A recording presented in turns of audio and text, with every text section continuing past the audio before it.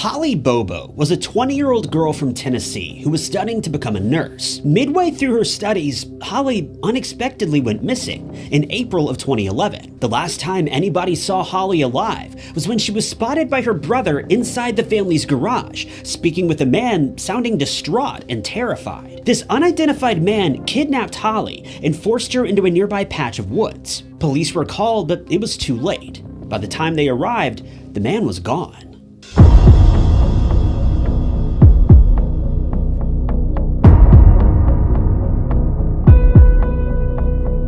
Holly Bobo was your average girl from Darden, Tennessee. She loved all things outdoors, as is evidenced by the many photos showing her and her family in camouflage outfits wandering the wilderness. But Holly wasn't the outgoing woman that she may have appeared to be on the outside. She was actually quite shy and timid, but was certainly confident in herself as an individual. Holly grew up in Darden, Tennessee, a relatively small community with a population of just under 3,000 people. Darden appears to be a fairly quiet, secluded area as far as I can tell, a great place to raise a family. Most people regard Darden as a middle-class community, with crime being very low and the cost of living being equally low. All things considered, Darden is the perfect place to settle down and begin life with the people that you hold close. When she wasn't spending time with her family in Darden, Holly was attending her usual college classes in Parsons at the University of Tennessee's Martin Parsons Center, studying to become a nurse. The center was a relatively small building that housed a few hundred students, predominantly teens and young adults, who were studying for a profession in the medical field. You can think of this campus as somewhat of an outlet, so to speak. For example, you may see large clothing stores in major cities. Take Kohl's, for example. But in smaller towns, you may only have access to a Kohl's outlet, which is more or less just a smaller version of Kohl's with fewer options. Well, that's essentially what the Martin Parsons Center is, just a small outlet version of the much larger University of Tennessee, which is several cities away in Knoxville. Despite being a small town with a large college community, though, Parsons wasn't too far off from Darden, both in terms of location and amenities. Parsons is also a very small town, and there isn't much really going on here outside of college classes and a few small shops. Parsons would be a great place to visit to get away from all the noise and interference of daily life, but it certainly wouldn't be the place where you would expect a strange, shockingly violent crime to occur, one that would gain nationwide attention and lead police on a multi-year hunt for a dangerous criminal.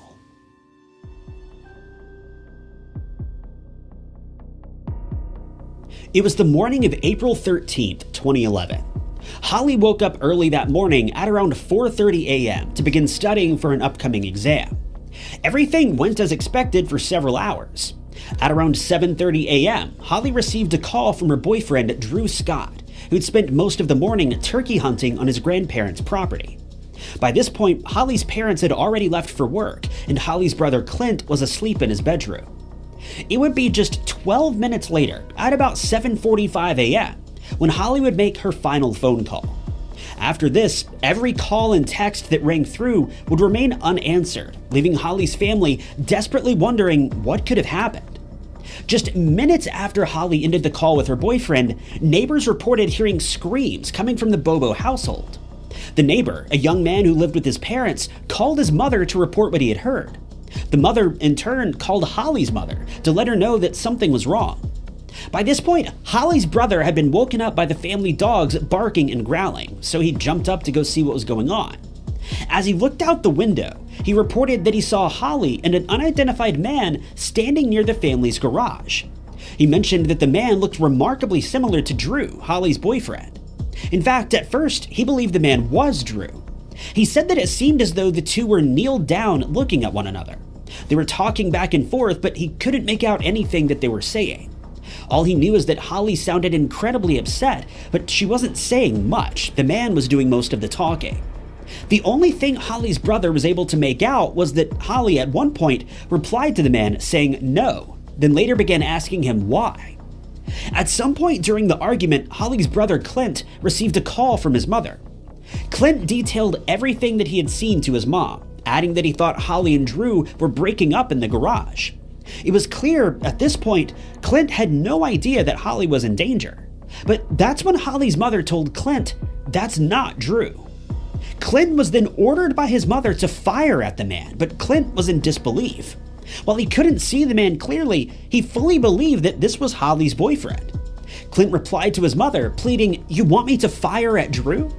It seems likely Holly's mother grew frustrated at this point because she hung up the phone and called the police. But because she was calling from her work phone, her number rang through to the wrong county of officers, wasting precious time and ultimately giving the unidentified man further time to conceal the situation even further. By the time Clint was informed of all this and looked out the window again, the two had already left the garage and were headed towards the nearby woods. It was at this point that Clint finally realized for himself this man was not Drew. He was much larger than Drew, but Clint still couldn't get a good look at him. Clint tried to call Holly's phone at this point, but she obviously didn't answer. He tried to call Drew as well, but Drew wasn't answering. By this point, Holly's mother called Clint once again, saying that she was having no luck contacting the police. She asked Clint to call the police instead, and Clint then grabbed his weapon and headed outside, and that's when he found red stains near the garage that presumably belonged to Holly. It was at this point that he agreed to call the police. It would take investigators around 10 minutes to reach the Bobo household, by which point Holly and the suspect were long gone. Police searched the area, but they didn't find anything that would lead them to either Holly or the criminal. Police requested phone records for Holly's phone, and they soon began using the GPS data from her device to pinpoint her last known location. They quickly determined that her cell phone had traveled through the woods near her home just as Clint had suggested. Movement stopped near Interstate 40, then picked up again, returning in the direction from where the device originally came from. Detectives were sent out to investigate the section of woods where the phone movement had stopped, but they came up empty-handed. The area didn't appear to have been recently disturbed, and there were no signs of Holly. Unfortunately, this left officers at a dead end as the case reached its first roadblock. But search teams were about to uncover mountains of evidence pertaining to Holly's case, after they uncovered Holly's personal items that had been scattered all throughout the town, almost as if the suspect was taunting the family and the locals.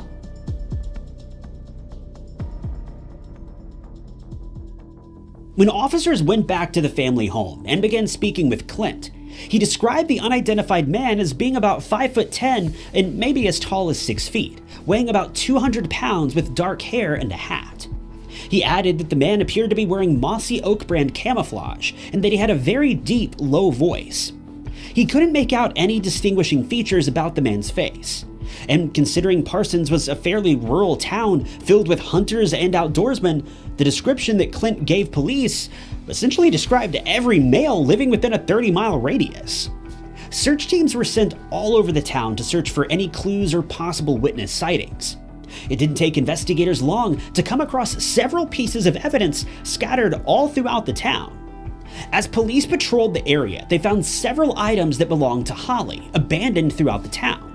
They found her lunchbox, a receipt with her name on it, a card from her school, and some reports even claim that they found her cell phone and later her SIM card, though other reports indicate that the phone and SIM card were found in the woods, much closer to Holly's home, so take that as you will.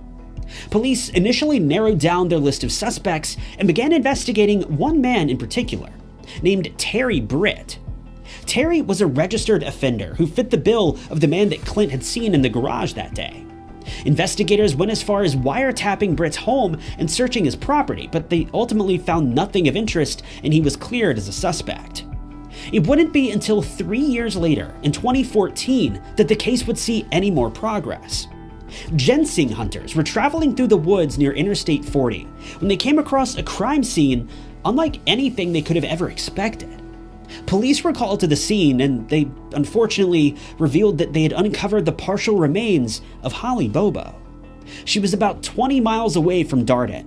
When investigators spoke with the owner of the property, he revealed it wasn't uncommon for locals to hunt in the area without permission, so he wasn't too terribly shocked that the hunters and investigators managed to find her there all these years later. When investigating the scene of the crime, police revealed that bones had been scattered all throughout the area, but that Holly had likely lost her life after taking a single round to the head. It was at this point that police revealed that they'd honed in on their primary suspect, but as it would turn out, they'd been investigating the man for at least 6 months prior to this discovery. But what makes things incredibly strange is that he was just one of 6 men who are believed to have had connections to Holly's case. And that's only the tip of the iceberg.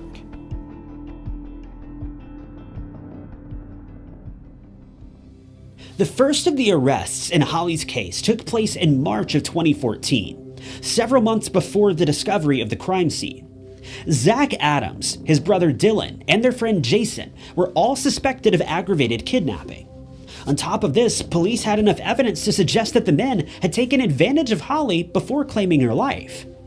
After bringing these 3 in for questioning, police also arrested 2 other men who they believed helped to conceal Holly's remains.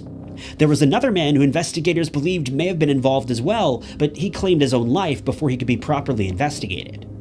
One detail that we don't know much about is what led police to suspect any of these men had any connection to the case. For some reason, police have never explained this aspect of the investigation, though it's probably safe to assume that it's either none of our business, as it may have been a private matter, or to protect the integrity of the investigation, or both. We just don't know. The only thing we know for sure is that Dylan Adams had been arrested on an unrelated weapons charge in 2014. While he was speaking with police, Dylan explained that he had seen Holly alive at his brother's house quite some time after her abduction. The details of a search warrant claimed that Dylan had witnessed Holly at Zach Adams' home on April 13, 2011, the same day that Holly disappeared. Dylan revealed that he'd visited his brother's home that day to borrow his truck, but when he went inside, he noticed Holly sitting in a chair in the living room in a very bad state. Dylan claims that his brother then revealed that he'd taken advantage of Holly and recorded the entire ordeal, but this recording has never been found. Dylan also explained that Zach had been wearing camouflage clothing that day, which matched the description that Holly's brother had given to investigators. The only problem with all this information is that Dylan would later recant his confession, claiming he was coerced by investigators. Worse yet, this seems to be true, because some of the finer details that he'd shared with police simply don't add up with the evidence that's been uncovered, and this may be why the aforementioned video has never been found, because it doesn't exist. Regardless of this, the confession proved to be useful enough to allow investigators to arrest Zach Adams, Jason Autry, and Shane Austin, all 3 of which were men who police heavily suspected were involved in the case, with Shane being the man that I mentioned a moment ago who took his own life before going to trial. This left Zach and Jason to tell their side of the story. In a dramatic turn of events, it didn't take police long at all to convince Jason that he would be looking at spending the rest of his life behind bars if he didn't help investigators close the case. Naturally, he changed his tune rather quickly once he was in police custody, and offered to testify against Zach in exchange for a lesser sentence. Police agreed to these terms, and it was at this point that the case was blown wide open.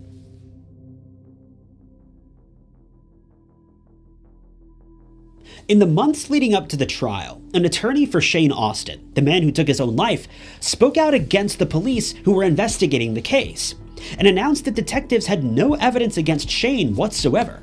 He claims that police were pursuing theories, hearsay, and rumors rather than actual evidence. He claims that they continually threatened Shane, leading him to believe he was going to be pinned for a crime that he didn't commit.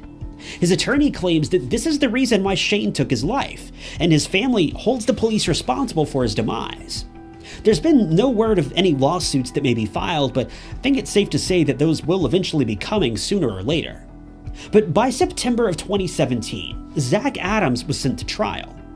During his trial, it was alleged that Clint, Holly's brother, actually knew her attackers. Jason, the man who agreed to testify against Zach, claims that he, Zach, and Dylan had all visited the Bobo household that day in order to teach Clint how to make illegal substances.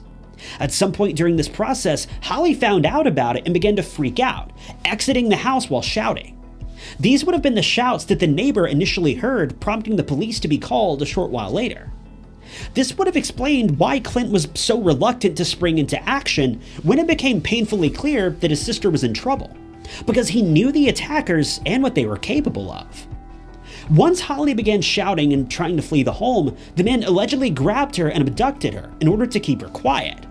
They later took her to a barn where they took advantage of her and took her life. The only problem with these allegations is that Clint claims they're untrue, And there's no real evidence to suggest that things took place one way or the other, so we're ultimately forced to take them as nothing more than hearsay and false rumors. Both Jason and Dylan gave conflicting accounts about what took place on the day that Holly disappeared.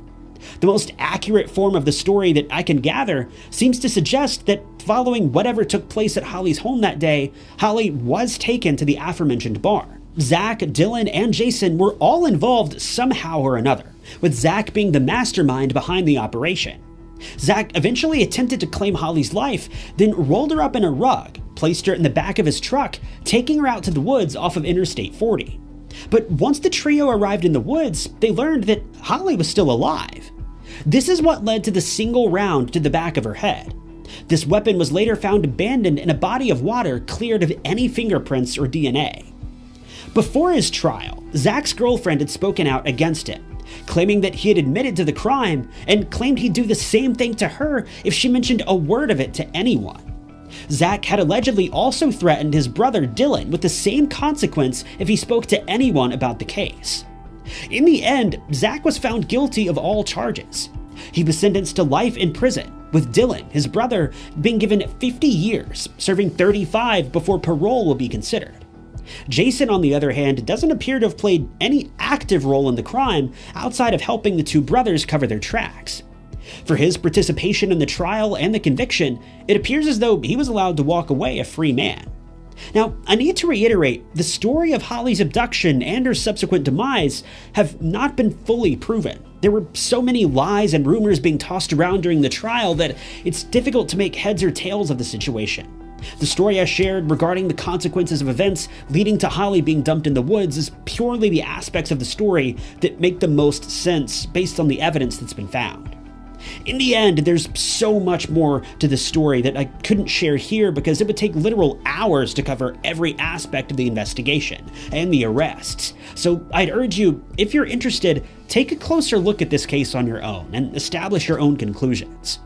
All we know for sure is that, for one reason or another, Holly was taken from this world far too soon by two sadistic and evil brothers who had nothing better to do with their time than wreak havoc on a small town and torment a young woman who just wanted nothing more than to live her life in peace. Holly's tragic demise has left a permanent scar on an otherwise beautiful town, and her memory will not be soon forgotten.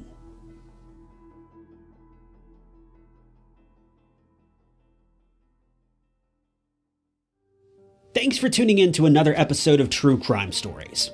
If you want to see other cases like this, be sure to hit the like button and subscribe. I post new true crime documentaries every week, so be sure to stick around. If you want to help support the channel, the best way you can do that is by leaving a comment below. Any comment at all. That type of thing really helps out the channel more than you may realize. If you'd like to help out financially, you can click the blue join button below this video. But with that, my name is Ty Knotts, and I'll catch you guys in the next video.